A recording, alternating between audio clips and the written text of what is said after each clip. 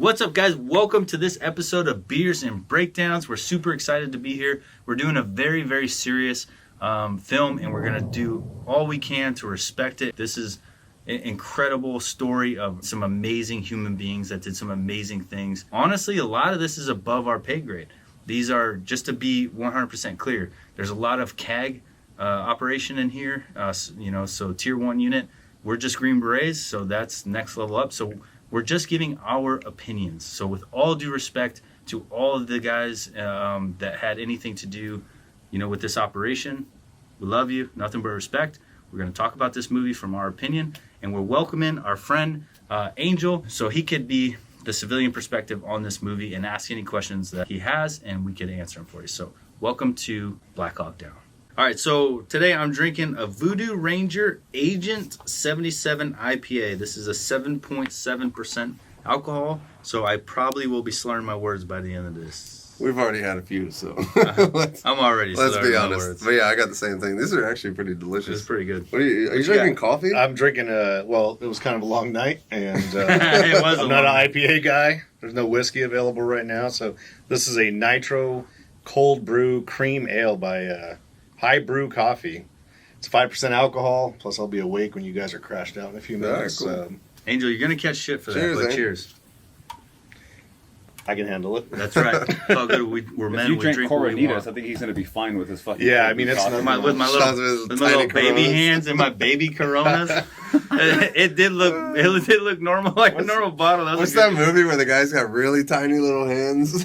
It's like, like "Take a my Saturday strong Night Live hand." guy. Yeah, that's it. Take my strong hand. Oh, He stirs the Scary, mashed scary potatoes in movie. it. Scary. yeah, I think so. Yeah, you're going the wrong way, dude. Just hit it. No, it's Just hit it. It's like the very beginning. 2:24. Just hit it. 2 minutes and 24 seconds. No, No, sir. time. No, he's right. He's doing Abel's it right. regular. Abel's right. I thought you weren't doing reverse anymore. Just Yes, the first for the two, and first then I two. realized This fucking guy. I'm going to switch it up on you guys. Just the first two. Told you you're working today. Oh Both of my you. God. Just hit play. So it's basically the exact start of the movie. You should just told me to push play, so I was like, I think you're just telling me to go There back. you go. Only the dead have seen the end of war. Dude, it sucks to think that, though. Only the dead have seen the end of war, and it sucks at the fact that it's true that we can't do anything about ending war. That it's inevitable. It's a Through shitty. all history. Yeah. So basically, for a little bit of backstory, what's going on is you got this guy, Adid, who was this big warlord, and he controlled this central region in Somalia. Mm-hmm. And so, like, the U.S. and all these other countries were sending aid over there because it was like he was taking their food and everything. So we're trying to get aid into the country and into the city, especially the areas that he controlled. And he was even seizing, like, the UN supplied food. Mm-hmm. So he was controlling the population by keeping them hungry. So like it says, he used hunger as a weapon. So it was, like, really fucked up. So that's why we were there, was because he was doing, like, these terrible things to the people. Mm-hmm. So that just kind of sets up why we were there. So 300,000 died in Somalia from starvation. Nobody should be dying from starvation. Right. The for last sure. 50 years. So they wait for the Marines to leave. It's such a coward move, man. So the 160th sword, you know what that is? Yeah, I was going to ask you what the SOAR is. All right, so 160th is the Special Operations Aviation Regiment. So they have all, like, special helicopters. They're all normally painted black, but they are, SOAR means Special Operations Aviation Regiment. They're a highly different trained fucking pilots. breed, yeah. Dude, those guys are They're phenomenal. nuts.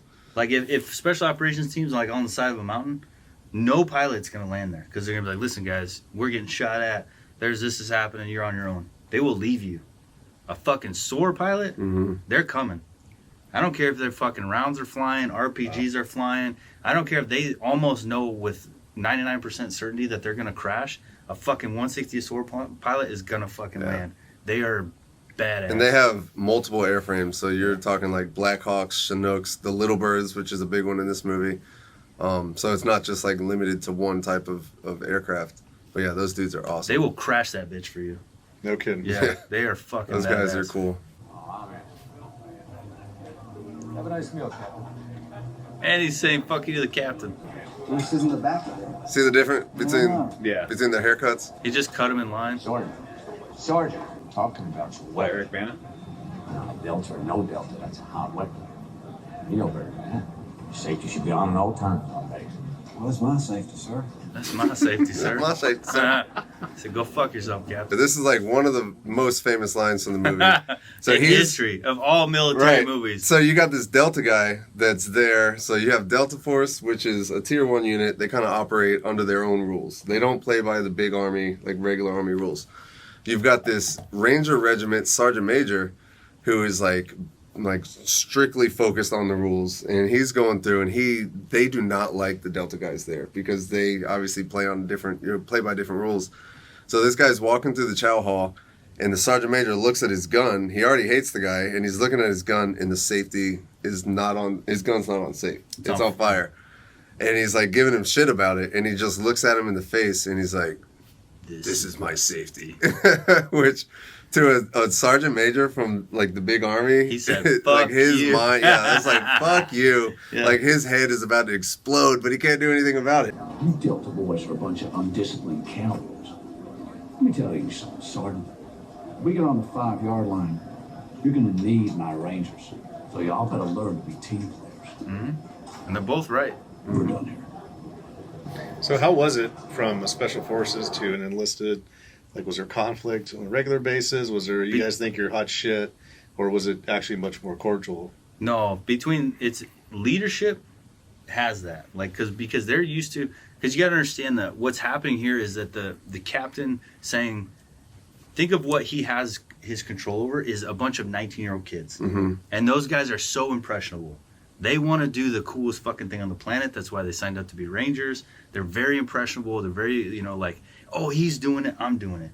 And then you're taking those 19-year-old kids and you're showing them CAG, like one of the most highest elite tier 1 units in the military, and like they're idols. Mm-hmm. And so now they're watching this CAG guy cut in line, have his weapon on fire.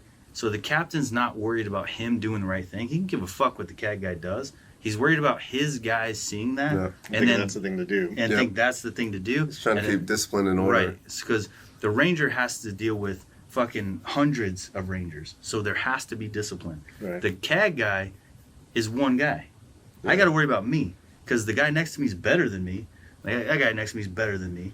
So everyone is so like high performing, but that captain has to make sure that all 119-year-olds are fucking safe and go home safely and operate as a unit.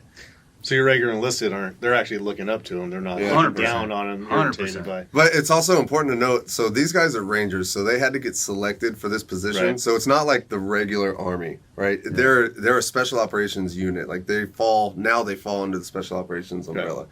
So they're already a step above. But the Ranger Regiment is one of the major, I guess, feeders for CAG. Normally people that are in CAG are either Special Forces or Rangers beforehand. So Rangers. No, go ahead. Rangers are considered a tier 1 unit. We're actually considered tier 2. So even though like operationally, it's not very equal as far as Rangers and Green Berets, the Rangers are considered tier 1 because they support a lot of CAG operations. But they're not CAG. Nobody's CAG. Mm-hmm. So it's like you could secure the field, but the pros are still playing ball, and you're not. So. But like you said, they're still young kids. They're young kids. They're very impressionable. They're fucking anything they're told to do, they're gonna do it to 100% max. Yeah. But they're looking up to these guys, so they got to be careful about keeping that discipline and keeping that order. But that's why it's such a badass thing for him to say is like, listen, guy. You're not my boss. You don't even come fucking close to my boss. I don't answer to you. So pump your fucking brakes. Like, make no mistake, the Rangers are there to support CAG. Yeah. Like they're just holding the like a pit crew for a race. Yep. Exactly. 100%. Yep. Yeah. You say this is your safety? Well, this is my boot, son. And it will fit up your asses with the proper amount of force. These guys, I'm trying to do this. Give me a break. Take those sunglasses off, soldier. Delta wants to wear them, that's their business. I don't want to see them all you get. Like, how many times did you have skits throughout the military? Oh, yeah, we loved it. Like, it's one of those things, like, there's nothing to do. They're like, all right, guys, we're going to do some skits tonight. Yeah. And so, like, somebody will get up and just do an impression over whoever it is. Normally, it's somebody in a higher rank. Cadre, yeah. And it's always like, that is a very common military thing. At the end of Small Unit Tactics, we did skits Yeah. with cadre. That shit fucking hilarious. The one bro. guy he's sitting there, I forget his name, but he loved the Ballad of the Green Berets. So it's this song about Green Berets. It's called the Ballad of the Green Berets. And so this guy gets up and he starts singing the Ballad of the Green Berets, impersonating this cadre, and just starts doing this like masturbating motion. Because this guy got off. It's like he jacks off to the Ballad of the Green Berets. It was the most funny and memorable skit for my entire time in the military. But all through basic training, AIT, the Q course, all of it, there was skits no matter what. Like even up into the teams. When we were like doing J-sets in different countries, like there was always downtime, and we would get with our partner force because we were always working with a different country, and we would still do skits. Like even like on the teams, we would do skits. It was awesome. So did you see the same thing with your partner forces? Did they do the same, or was it much more disciplined or much more? I think they're worried about being murdered. Yeah. So it was not quite the same due process. For them, it was more of like a talent show. Yeah. If the talent, or if like our partner force does like a good skit, they'll probably get hung after. So they avoid that kind of. And also, jokery. what blew my mind, I didn't know Jamie Lannister was in this movie. Oh, I didn't either. Dude, that's fucking Jamie Lannister. I just saw him. That's crazy. This is a star-studded cast. Yeah. On the grind size. Oh, here we go. Evan Hayford, you know who that is? Mm-hmm. The owner of Black Rifle Coffee. He's a complete coffee nerd. I can imagine this would be him. Well, they're talking about Joe Rogan with him and Matt Best, and he said Matt was like, we used to make fun of him so much when they were in the CIA because he would just be like nerding out over coffee, and I was like, what the fuck, dude? I had a captain that was like that, and he was like, it's got to be the right temperature. If it's too hot, it'll burn the grind or burn the beans. And like, he was the same way. Like, we're in the middle of Mongolia, and he's like sitting there doing his French press. He's got this like cheap little heater that he's doing, like your heater downstairs. Yeah. He's like heating it up. He's like, you're right before it boils. Okay, now. And he's like pouring it in there. He was such a nerd. Timestamp? Next one will be the fast rope infill, 41:45. Let me see what my time is. So we'll have basically like a minute and a half watch, and that's when Blackburn falls off the rope. So coming up to here, they've found where Adid is going to be, or where they think he's going to be. So the important thing to note with that is just that it's taken, in the beginning of the movie it said Washington's getting tired of waiting. Yep. It's supposed to be a 3-week mission. They're 6 weeks in. So when Washington gets tired of waiting, the pressure gets put on the top shed, shit rolls downhill. Yep. So now everyone's feeling it. So everyone from, if CAG's involved, that means they have their counter intelligence agencies. There's probably tons of like agencies that I don't even know about, but everyone is looking to find this guy. And so if Washington's getting pissed, they're under scrutiny to find him now, because otherwise you just have all these Rangers, all these CAG guys just on standby waiting every single day. Until they get the chance to go get them.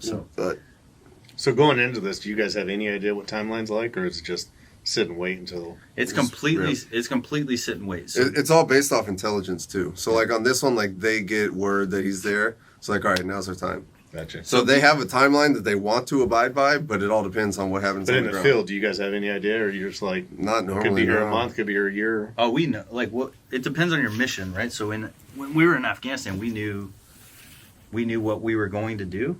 So like one of them is a clearance operation. It's like, hey guys, we got to go. We have a mission that we have to accomplish. How long it takes us to do that is how long we'll be here. Gotcha. So it's like, hey, we got to clear this valley. Once we get to the end of the valley, we're going to have the Afghans come in and take over the command post so they can control the valley, and then we're going to pull out. And so that took us 4 days of being inside the valley. And then obviously we had issues because the Afghans didn't send the army like they're supposed to take over our position. So we just gave it back to ISIS and left. But with these guys, it's a different mission because it's targeted tier 1 stuff. So it's like high value target, find them, go kill them or capture them. Mm-hmm. So everyone's on standby until you find the target. And then the minute, like right now, If the bell rings that they found him, It's go time. It's Yeah. go time. You're going to come up with a quick plan, Yeah. which is what they did. Then did Delta already fast rope in? So yeah, they brought mainly Delta came in on the little birds. Oh, that's right. So They they'll were sit hanging on out the with skids. So the little birds are Little Bell helicopters. yeah, like super maneuverable, like extremely powerful for, you know, their size. They can get those things in and out of Gotcha. like extreme, like crazy places. So Delta, normally there's no room in the helicopter, so you just sit on the skids on the outside. Smaller So- unit though. Yeah. Because, like, you're not going to use that for a Ranger squad because it's Yep. like fucking 30 people or 20 people. So each, that's not a good platform. each one you can put 4 to 6 on the outside of the helicopter. So they did that. They came in, dropped off Delta, and now everybody else, the Rangers, are coming in on the Blackhawks. Which makes sense because Delta is the targeted force to go kill and capture. And then Rangers are coming in to provide the firepower, the support, and then the security. Secure the outside.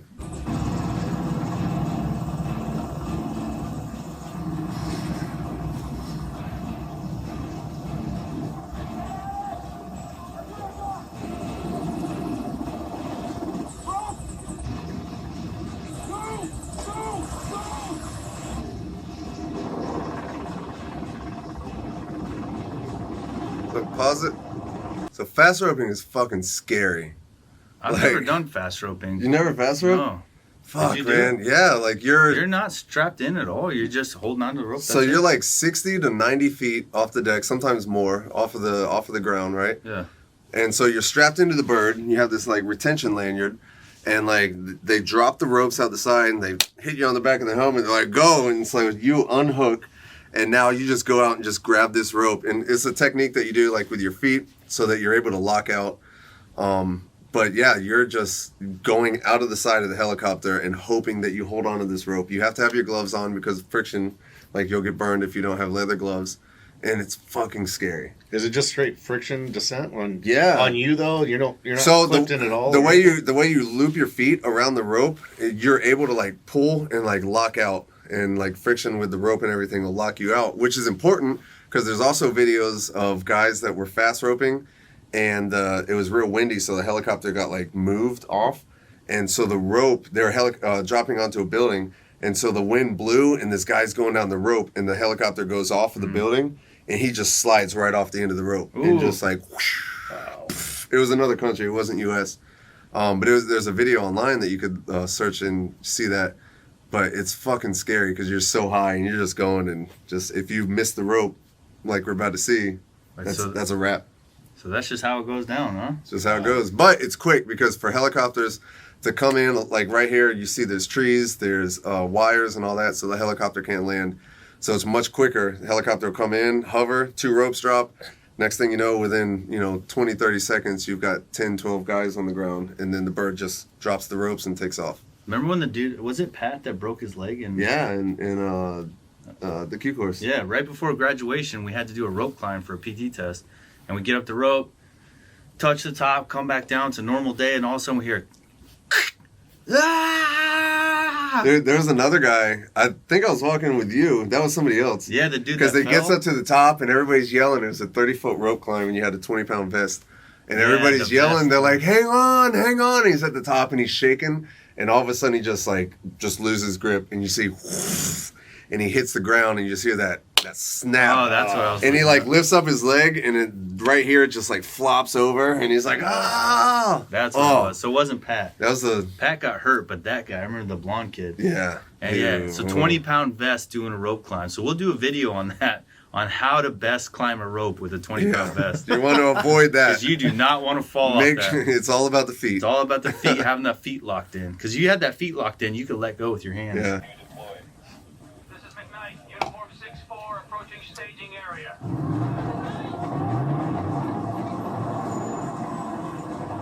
This is like exactly CAG, Ranger, like how it works. Mm-hmm. This is like what people don't understand about Ranger mission set. They always ask me, what would you pick? Ranger or SF or what? It's like, dude, you have to pick the fucking mission set that most appeals to you.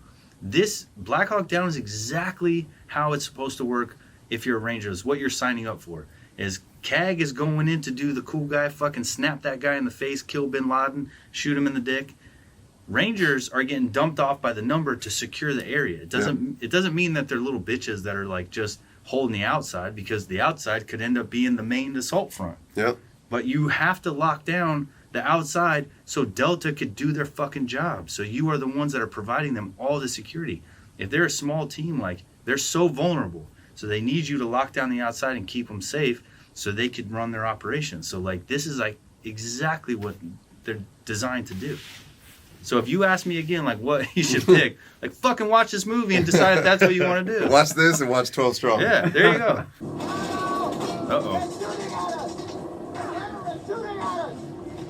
Well, shoot back! 6-4, chalks on the ground, going into holding pattern. Roger that. 6-2, deliver chalks, going to... Go, Blackburn, go! Go! Blackburn's like, he didn't realize he was about to do it. He's like, oh, wait, what? Oh, me? See, RPG's coming in. Twist, and then he falls. Yep. Which sucks, right? Because you got to save the bird. You can't, you just sit there. Yeah. And it's just, shitty that he was on the rope at that time. We're not being shot at yet! How can you tell? A hiss means it's close. A snap means... Now they're shooting at us! All right, so I was going to ask you guys is, so when you're out, because I've been to the range, I've shot plenty of times, and there's obviously a certain sound that you get out of that, and then when you're being shot at, there's a little bit different sound, I'm assuming. 100%. But when you're in that situation, like being shot at in somebody's neighborhood, it's kind of unique, but there's bullets everywhere. How can you tell the difference? 100% you can tell the difference. So we were in villages and rounds going off everywhere, and the echo that when it makes it like the shooting in a different direction, it's so unique. So at first you just hear rounds going off, you're like, oh shit, it's just crazy. But then after a while it's like, doof, you're like, nope.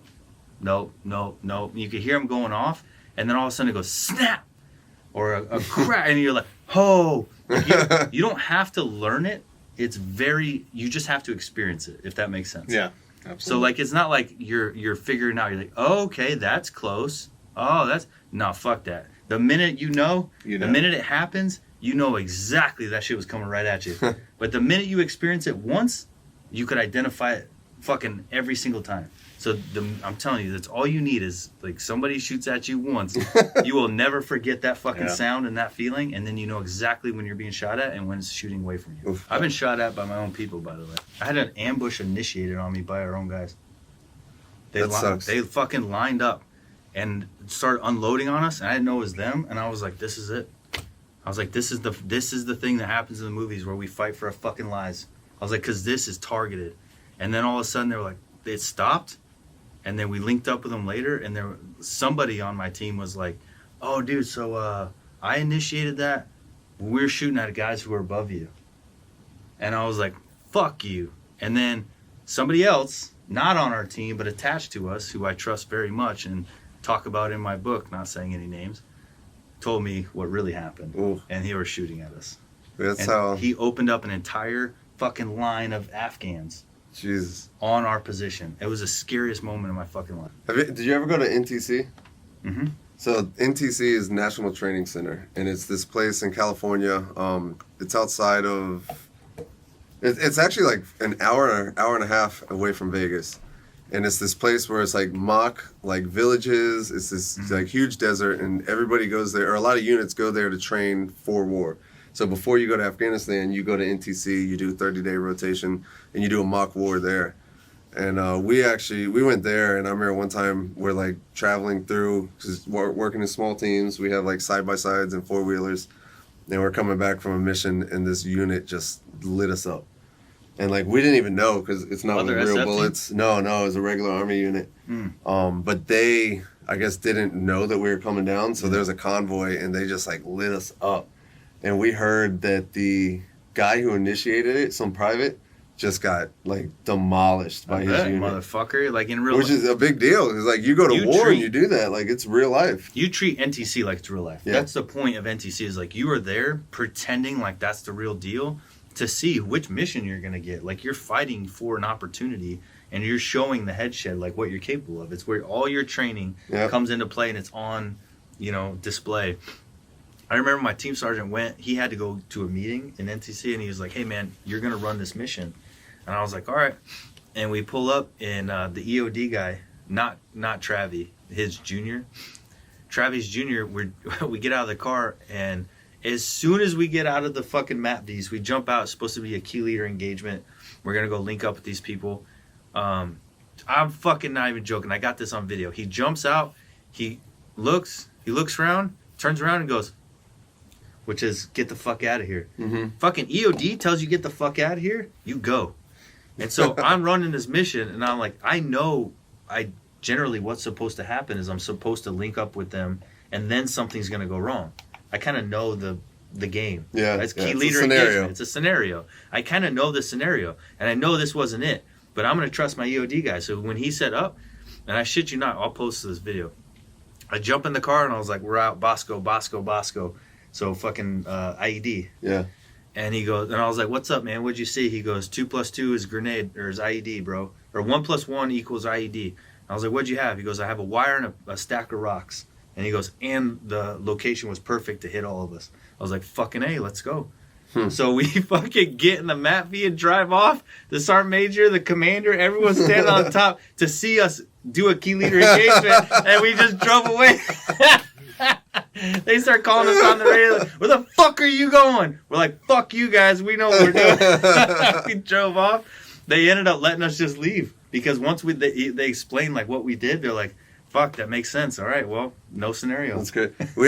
We outran the scenario too one time. We had to do a 24-hour, or a sister team did like a 24-hour recon on a village. And we wound up hitting the village because like it was an IED maker was in the village somewhere. Mm-hmm. We ran up on these dudes, and it's like normal, regular army guys that pretend to be the enemy. Mm-hmm.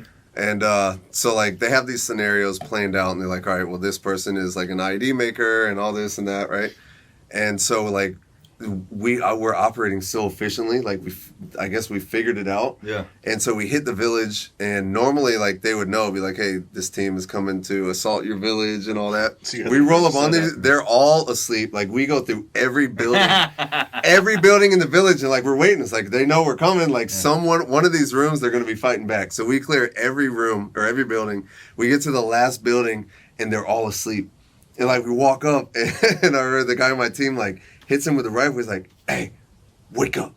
And the guy wakes up, and like we just take them all prisoner. Nice. And it was like, you guys, afterwards, like we have a debrief, and they're like, yeah, you guys kind of outran the scenario on that one. It's like they weren't ready for that. So they had to reinstate the team because they didn't get to finish what they wanted to do. Yeah. They had all these objectives, and they had to reinstate the team somehow, even though we just hit them. They were like, all right, well, they're back now. Recock. I love that, dude. It's so cool. And that was like, as a team, that was like one of the best feelings. Yeah. Like we were so proud. Like we beat it. Like we won. Harrigan did that in Sear. They pulled him out of Sear. I'm sorry, Robin Sage.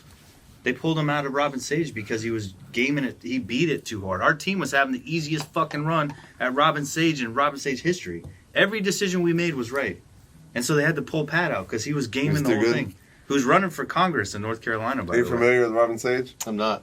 As a Green Beret, the culminating exercise at the end of your 2.5 years of training is this, again, a fake war called Robin Sage, and you're liberating this fake country, basically, who's being overrun by another country. You infill in, and you're training these guerrilla fighters to repel the enemy, or expel the enemy, basically. So it's called Robin Sage. It takes place over North Carolina, South Carolina. It's the most well-thought-out exercise you'll ever experience. It's the best fucking training. So if you go behind the scenes, I only know this because Pat told me, I didn't get to see it, but they have a decision-making process.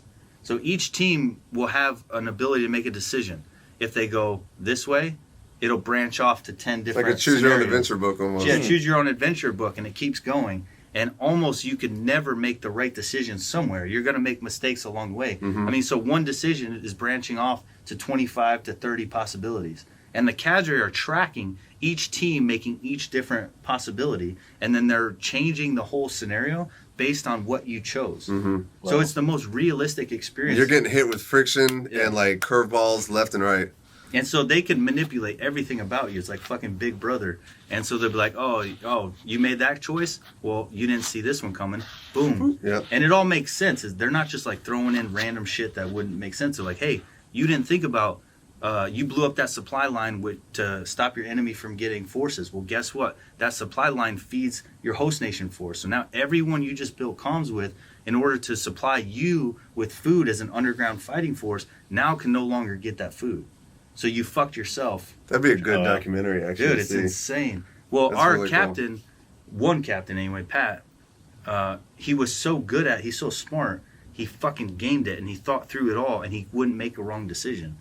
So they pulled him out of Robin Sage because he was ruining the training for everybody else. Oh, wow. Because our team was just You're not fucking getting any training taken. value. So We it's were- like having the cheat code. yeah, Yeah. we had So the it's- cheat code. But Wow. the cool thing was, it's so realistic. I was in Robin Sage, and then less than a year later, I'm in country in Mongolia on a JSET, Felt the same. and we're doing the same fucking thing I 100%. just did in Robin Sage. Wow. And we even got a new captain who was with me in Robin Sage, Yeah. and he showed up, and he's like, Kurt, he was on my Sage lane. He's like, Kurt, I feel like we just did this. Yeah. And it's like, yeah, like we're doing the exact thing we just did in training. Now we're doing it in real life. Same in Afghanistan. It's So that's so good. two different countries, and it felt exactly the same. You're in combat. I Yeah. was in a JSET, which is a joint combined exercise for training.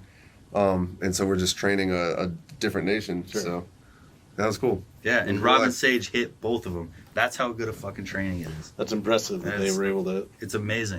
It's Create the real life best training scenario. that you can get. Is it cheating if you... Anyways, super sick.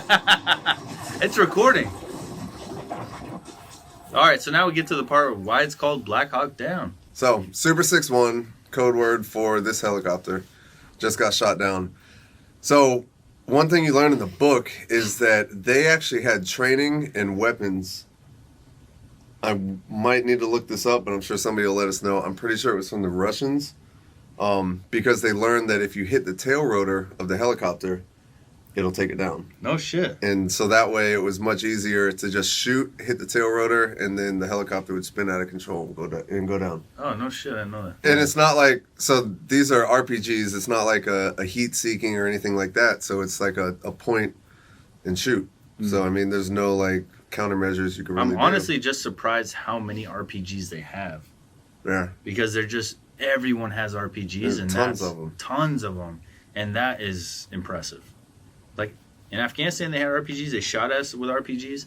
But it would be like three or four. You know, like as we're trying to exfil, 3 or 4. But it seems like everyone here has a fucking RPG. And I figured maybe we could talk about that because you always hear like, hey, bullets walk walls is what they say. And it's like, stay away from being like right on the wall because when they shoot, It ricochets in. well, they're saying like it'll just travel straight down the wall.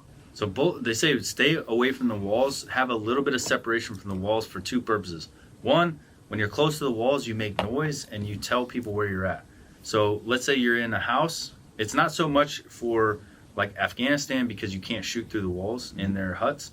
But if you're in a house, let's say as a police officer, or anywhere where there's just normal walls, as you scratch down that wall, an enemy could be on the other side tracking you through your noise, and they could shoot you through the wall. So you don't want to make noise. But also they say for places like Afghanistan that have bulletproof walls that are made of shit, basically, the deflection of the round, once it hits the wall, it's not going to stop depending on the angle. There's a potential that it could follow the wall. So the round will hit the wall when they're trying to shoot you, and then it'll deflect down the wall. So you can get hit from a deflection. Oh, I see what you're talking Which my about. team sergeant got shot in Afghanistan with a deflection In the ankle, right? When you're in the leg. Yeah. Yeah, so the guy with an AK-47 shot the wall. It did exactly that. It hit the wall and deflected straight and hit him in the leg. So you don't want to be on the wall because bullets travel down the wall and you're going to make noise. All right, we need to move out now. I'll finish on the perimeter and pick you up at the crash site. All right, let's move out. Move it out. Let's go. That guy's the coolest person. It's like, But what's crazy is he's a lieutenant colonel in this movie. Like he is an officer, a lieutenant colonel, and he's on the ground. he's just the baddest And dude. on lieutenant planet. colonel's what, a 04, 05? 05 is... You got the We got Butterbar, Butterbar, second lieutenant, captain, captain, lieutenant colonel. lieutenant colonel, colonel. Oh wait, major. We forgot about major. Oh yeah, major, lieutenant colonel, colonel. So he's at 05. Yeah. and he's on the ground leading a Getting Humvee. after it. So normally an officer of that level would be where the other officers are, which is either in the command and in this movie they say C2 a lot, which C2 just means command and control. So there's a C2 helicopter command control. that's flying above the whole thing, and they're like basically pulling the strings, like orchestrating the whole thing. The other officers are back at the base watching it on TV screens. So to have a lieutenant colonel on the ground is. Did you ever roll out with a lieutenant colonel on a mission? Fuck. Like that's super rare. Normally you'll have a captain. Sergeant Major. Our Sergeant Major had balls of steel, so he was always going out with us. Yeah. Well, he's enlisted though, so he's like he's one of the dudes. And then we had a Sergeant Major get killed. Really? Went out on a mission. We had a Sergeant Major get killed in 10th Group. Damn, that's big time. Yeah. It was after my deployment, but yeah, he got killed. I knew him because he was on my first deployment, but then he got killed in that deployment because I got out. Some Sergeant Majors just like fucking SF Sergeant Majors. Some, there's always the onesies or twosies, but some of them fucking got big old brass balls, and they're so tired of being desk jockeys, they can't wait to get back into war.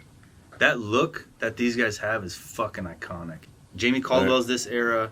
Pat McNamara is this era. Shrek, I think, is this era. And what's CAG stand for again? Combat Applications Group. Combat Application Group? Yeah. So Delta Force, which is what they are, they go by, the name changes. So they went by CAG, they went by ACE, which was Army Compartmentalized Element for a while. It changes the name for, every now and then. The reason they change the name is like once it gets known what they are, they'll change it so you don't know who they're talking about.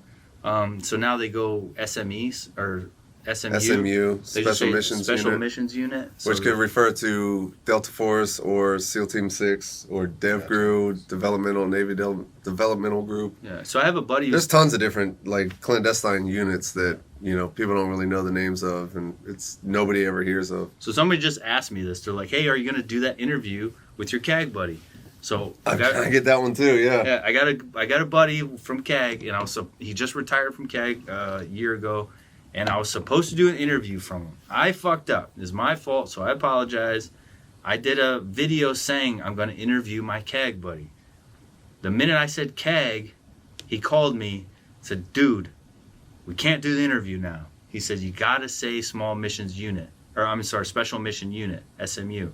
The reason is, if you say SMU, it could be SEAL Team 6. It could be Delta. There leaves some room for question there. As to you're not identifying exactly who it is." So he's like, "We got to put it off. We can't do the interview. We'll do it another time."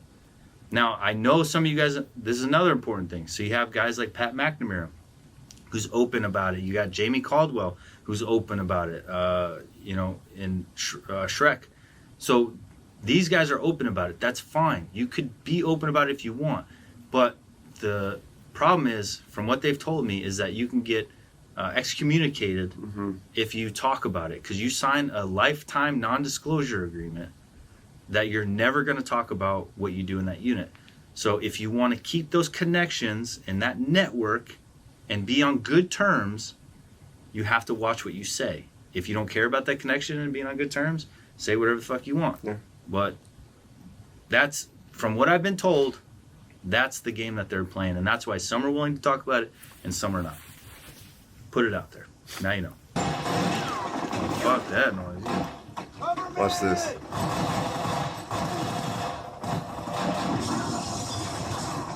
That was a far-ass throw. So go pause here.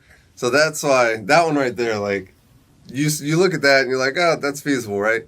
Grenades are fucking heavy. Like, for you to toss a grenade that far with that kind of accuracy, through a window. So one instance we had guys that were only probably, I'd say, 50 meters from us. 50. Not far, way closer than that. And we're about to line up and we're about to kill them. They got AK-47s with them. They're laying on the ground. And we line up and we're like, 3, 2, 1. Team Sergeant pulls a pin on a grenade, throws it. Whoa. So that was supposed to hopefully hit him, and then we're going to light him up. He came up short, and he's not a weak dude, and he threw it hard, and it still came up short, blew up. The unintentional consequence of that was it dusted out Yeah. So all of a sudden we lost visual on these guys, and we just all dumped mags, hoping for the best. They ended up living, and then I ended up shooting him as he was running. But the grenade toss it's fucking hard, like you said, to get a grenade to go that far. You alright? Yeah. I can hear bells ringing. I can hear bells ringing. Or have you had like a scenario where you thought he was dead, you ran up to him and he was alive? Fuck yeah, dude. The fucking Afghan stepped in front of the doorway, took a round to his face. Ended up not being his face, but his forehead. And he goes, tink, and falls on his back. And I was like, he did. And then, and we're in a stack getting ready to go into a room. And he takes it right to the forehead and drops on the ground. And then all of a sudden, I'm like, well, he's gone. And then he jumps back up. And I was like, what the fuck? And then he fucking runs to the back of the stack. And I look at him like, is he fucking alive? Like, what the fuck? And he's just going. And I was like, gosh damn. It's like, I'm not having fun anymore. Dude took it straight to the dome piece. Damn. And then, so we finish up doing that clear 3 times. It's the one that's on YouTube. We go back. I didn't see him again. And then we go back.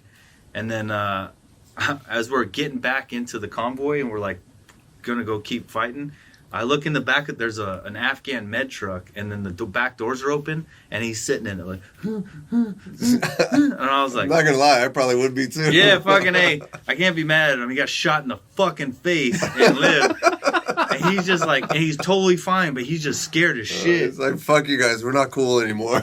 I say he's totally fine, but that's 7.62 to the forehead, dude. He might have some serious fucking brain damage. Yeah, for sure. That shit went That's like right off his getting arm. hit with a fucking hammer, right to the forehead. So he might have be special for the rest of his life. I don't know. Math might be a problem. I don't know.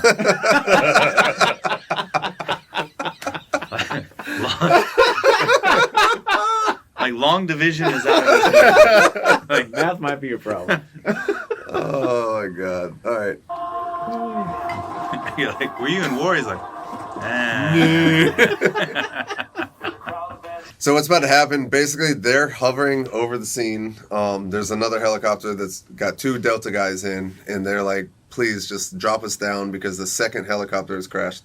They're like, drop us down so that we can go in and help these guys. And the C2 helicopter is like, you can't. It's too dangerous. You can't go in. And they repeatedly keep going over the radio, and they're finally like, all right, you know what you're asking. We cannot provide cover if you go in. You ask for help. I can't guarantee help is coming. And they're like, we understand. We want to go in. This is Garrison. I want to make sure that y'all understand what you're asking for, so say it out loud and clear. We're asking to go in and set up a perimeter until ground support arrives. And you realize that I cannot tell you when that might be. It could take quite a while. Roger that. You still want to go in there? Yes, sir. 2 guys. Fucking 2 guys. No hell? Yes, General. One of them with a sniper rifle. Yes. That's not a close quarters weapon. Govina, put him in. That's just, to me, that just goes to show the caliber of dudes that you have, in units like that, in Delta. And in these situations, it doesn't even have to be the unit. You have people like this in all types of, regular Army units. But it just goes to show you the caliber of dudes. When the shit hits the fan, and you're going in there, it's basically a suicide mission. Yeah. But they're willing to do that to help out their friends. Like you said, he has a sniper rifle. Yeah. Fucking 5.56. I got at least 3 mags on me and 1 in there. That's exponentially lower for the guy with the sniper rifle. He's only having probably 10 round mags, depending on which gun he has. Well, that and the other issue is that we're going to see is he has an optic on it for long range. Yeah. Not for close quarters. Right. So you're looking through that optic. That's not good for a close engagement. It's awesome for long engagements, but you're not going to. If I was him, when people are running up on you, it's hard to identify your target and actually line up the shot. And there's no one he could be like, hey, switch me guns. Give me. I need an M4 right now with as much fucking rounds as you could give me. Like you said, they're going in to die, man. That's fucking.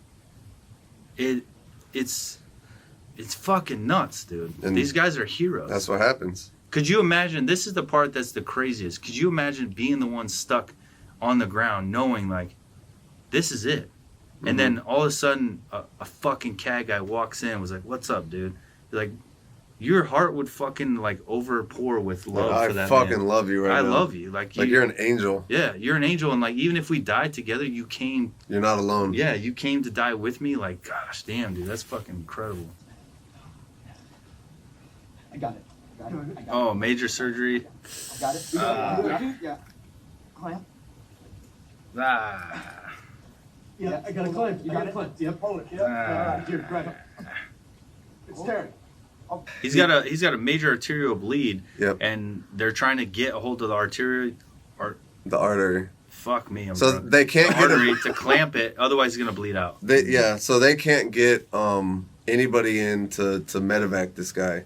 They're like, we cannot bring anybody in. It's like, on them. It's on you, right? So This if is you worst have case scenario. if you have a complete arterial, so when I started in the military, I was a medic as my first forgot job, about that. regular Army, right? So if you have a complete arterial, just like sever, like he does, like you can bleed out in like 90 seconds. Like that's not good. Oh yeah, you're a firefighter, right? So are you an EMT or a paramedic? Right, EMT. Okay, great. So he was obviously knows, right? So what they're trying to do now, they've been holding pressure on it, trying to get somebody in. They can't get anybody in. They're like, we can't just keep holding pressure. Like, we have to do something to fix this.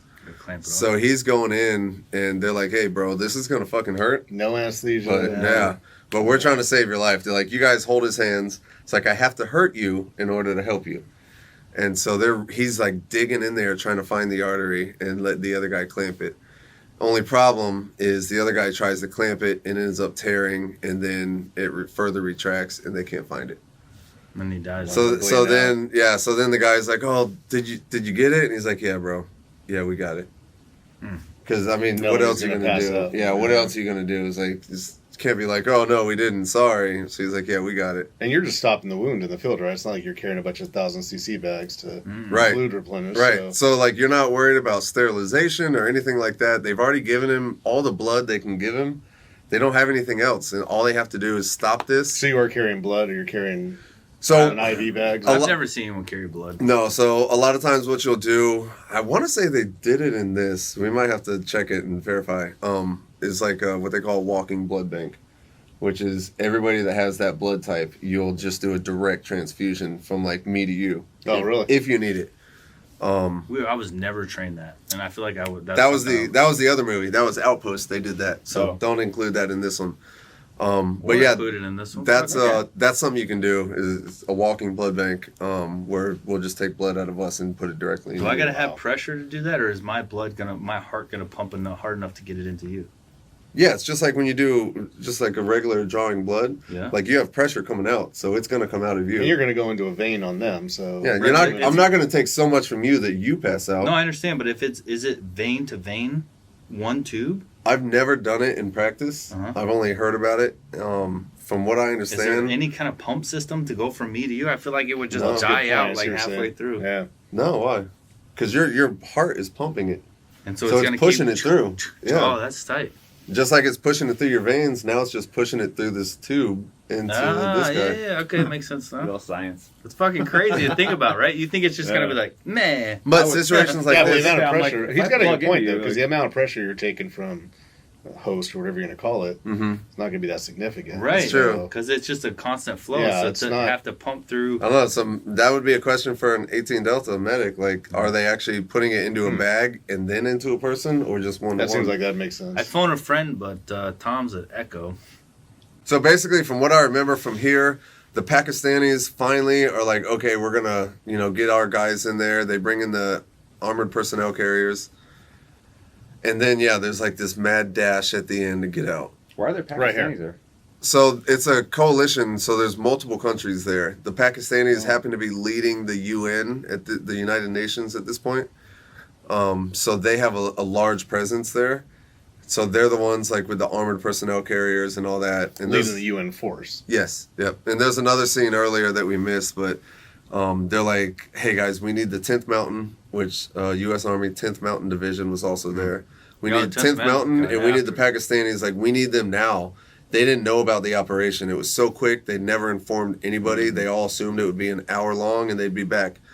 So they're like, hey, we need them now. The Pakistani general is like, hey, you guys didn't tell us about this, so it's going to take a while to, get our forces together and get in. So eventually they finally get everybody together, and then they bring them in for assistance. So now we're going to go see what happens after that. So now they're just trying to get out of the enemy occupied area. Yep. So night has gone. It's daytime again. These guys thought they'd be there for an hour. They didn't bring water. They didn't bring food. These guys are going through dehydration.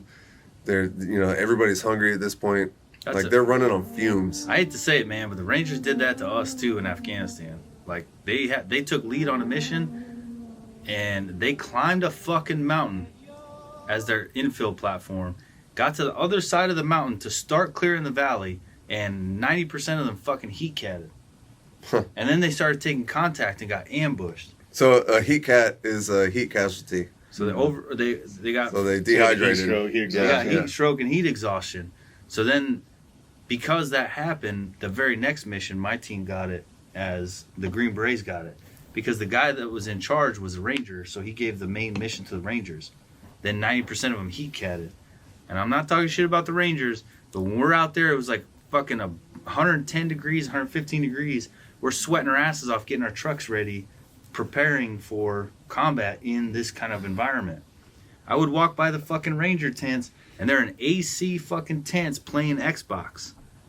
And it's like just doing shooter games in this fucking badass tent with gyms and fucking AC and video games. So no acclimation. No acclimation. Yep. And so we're out there fucking dying. I'm getting heat rashes. I'm sweating more than I've ever sweated in my fucking life to get the trucks ready and prep and all this stuff. So by the time we went, it was like the heat we're used to it. They go on a mission, heat catted the fuck out. And they were in the news because it was either Taliban or ISIS, I forget who we were going against at the time, but they had their kit and they had ID card of one of the guys because the Rangers one of them got shot. They had to cut off their kit. They left their kit because they're in a bad spot. So now the Taliban's got fucking 2 cat cards. Oh, fuck. Yeah, so the cat cards are military ID cards that have our picture on it and identify our rank and all that shit. So, like, your DOD ID number. DOD ID number. The fucking Taliban had 2 of them. They had a radio. They had a kit. And they were like, we killed Americans. Like, no, you didn't. But they got the kit, and it didn't look good for us. Dude, they could, like, log in and fuck up their DTS. Dude. And all this other... Bro, shit. So, fucking, sometimes... that mentality of being young and strong kind of overpowers the fact that you got to think ahead and be a little smarter. So sometimes Rangers, man, they have trouble because they are very, very young. Yeah. So they're hard as fucking nails. The Rangers are fucking awesome. Yeah, they're awesome. They can be dumb sometimes. Yeah, but everybody that age, yeah. It's just an age thing. It bites them in the ass. So that's why SF, we tried to think a little more. We try to think ahead a little more. We're older. Yeah. We know our limitations. Try to prepare. We try to plan prepare. out. We drink water. We fucking, we're not trying to be cool. So anyway. I've seen SF guys do some dumb shit too. Yeah. Like, don't get us wrong. Yeah, but let's. There's always gonna be a difference anyway. All right, guys. So we hope you liked the episode of Beers and Breakdowns, Black Hawk Down. This is probably one of the funnest ones that we've done, just because it's such a beautiful fucking movie. It's so well done, and these guys are such heroes between the Ranger fucking badasses, because there was just as many like high value, like amazing badass Rangers in this, like the Lieutenant Colonel Knight, that were just doing amazing stuff, as well as the CAG who gave their lives knowing that they were going to go in. They'd rather die with their friends than stay safe and not help. It's incredible. It's hard to watch, and so that's why I kind of avoid it, because it hurts my heart a little bit, but damn, it feels good to like talk about this stuff and show you guys how amazing they are. So this is just our humble perspective. We're just 2 Green Berets and a civilian trying to watch a movie and talk to you guys about what we think. But we're honored to be able to talk about it, because at the end of the day, you can give these guys the medals of honor. You can give them any awards you want, but men talking about their, acts and perpetuating those acts into the future, year after year after year, to me, that is what it was all for. and we're not letting them be forgotten, and we're continuing to just perpetuate their heroism. So I don't know, I think that's better than an award. Yeah. If you want to learn more, read the book too. Awesome book, Black Hawk Down.